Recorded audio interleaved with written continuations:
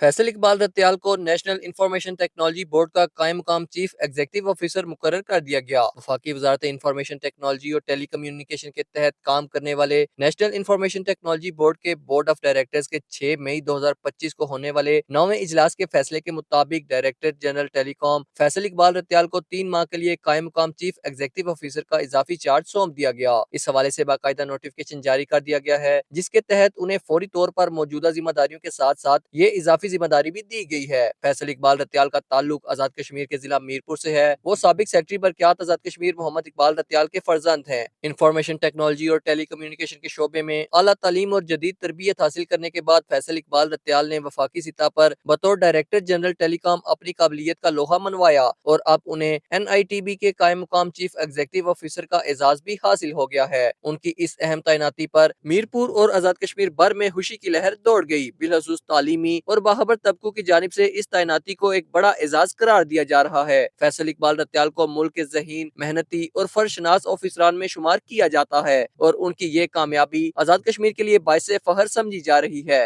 اسامہ حضر، JK news, Mirpur, Azad Kashmir.